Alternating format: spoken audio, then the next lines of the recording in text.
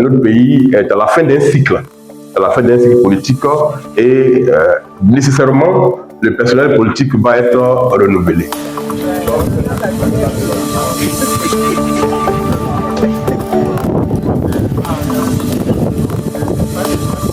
La sœur m'a appelé il y a quelques jours pour dire qu'elle cherchait à venir à Thiès-Salé ici. Nous sommes heureux de vous accueillir. Ouais. Voilà.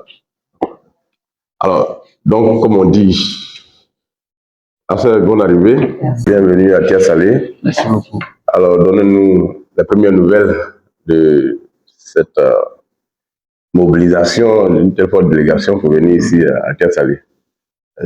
Merci de nous recevoir à Thiès-Salé. Nous sommes là ce matin. Nous accompagnons Chéri Balé, président de l'Atlantique citoyenne ivoirienne, ACI, et également porte-parole de la SOPACI. Un premier temps, vous dit bonjour.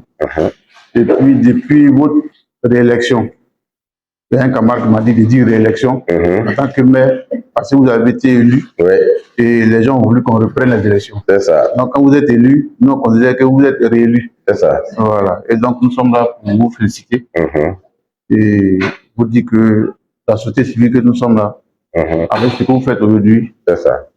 Venir à Thiès-Salé devait être une habitude pour nous. Voilà.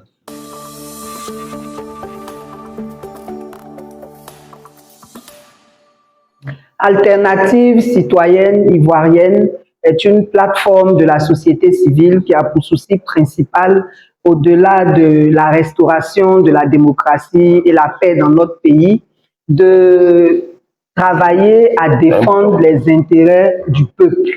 Et donc, par rapport à cela, nous sommes très regardants sur le travail des députés.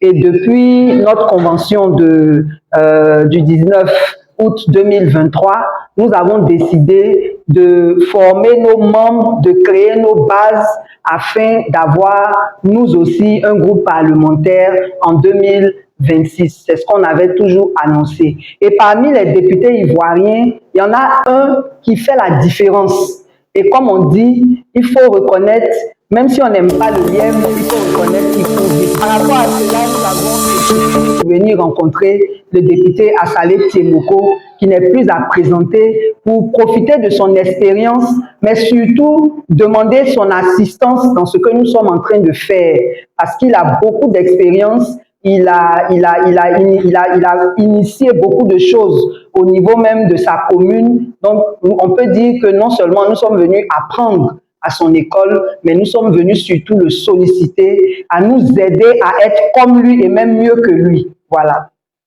Merci.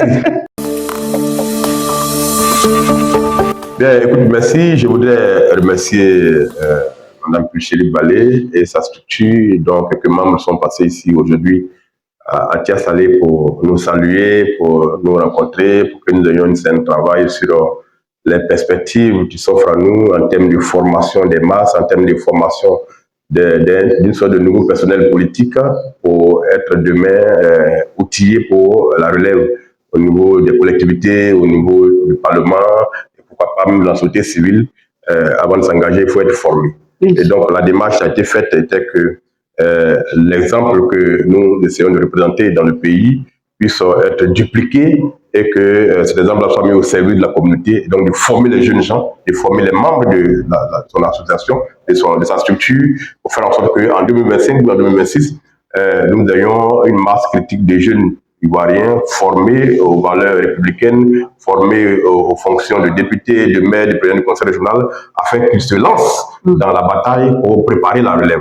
Il est clair qu'il nous faut un personnel politique outillé. Les jeunes dans les partis politiques n'ont pas la place qui leur revient parce qu'ils n'ont pas seulement de formation et donc ne peuvent pas peser dans les débats au sein de leur appareil.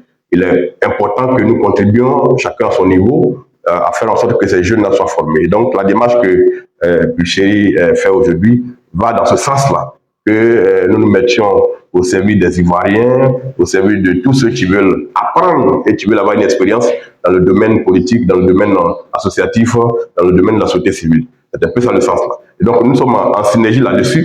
Nous avons tous reconnu à cette séance-là qu'il y a une nécessité de former les gens puisque, comme on l'a l'habitude de le dire, l'incompétence de demain, c'est le refus de la formation d'aujourd'hui. Donc, il faut que nous formions les gens qui veulent s'engager en politique pour qu'ils sachent de quoi ils parlent. Si on n'a pas de culture politique, si on n'a pas de culture dans le combat qu'on veut mener, on devient un élément dangereux et le discours qu'on porte ne produira pas le résultat qu'on escompte. Et donc, on a convenu qu'il y ait des panels organisés auxquels je vais participer pour former des membres de son équipe pour que demain, eux aussi, puissent se déployer à travers le pays pour créer cette masse critique dont nous avons tous besoin. Il n'y a pas de vraie démocratie sans une société civile forte. Une société civile forte, c'est d'abord une société civile qui est formée, qui sait de quoi elle parle, qui porte des valeurs, qui a de l'amour pour le peuple qu'elle veut représenter. Et donc, il faut que des rudiments soient donnés, que des armes soient données, des armes de culture, de formation et d'éducation soient données pour que ces jeunes-là puissent s'engager et porter les valeurs qui vont aider notre pays demain à avancer. Quand ceux qui ont commencé la bataille vont prendre leur retrait, il faut qu'il y ait un personnel qualifié qui vienne faire le reste du travail. Dans tous les cas de figure, nous sommes de quelque bord qu'on soit, nous sommes tous conscients que notre pays est à la fin d'un cycle, politique et nécessairement le personnel politique va être renouvelé. La question c'est de quel personnel politique il s'agit. D'où vient ce personnel-là qui va prendre la relève demain? Est-ce que c'est celui qui a été nourri à la mamelle de la violence, de la tricherie et des fausses valeurs, ou bien de la médiocrité, ou bien c'est celui qui a été formé, qui comprend les enjeux, qui a du patriotisme et qui veut se battre pour le peuple? Voilà la problématique.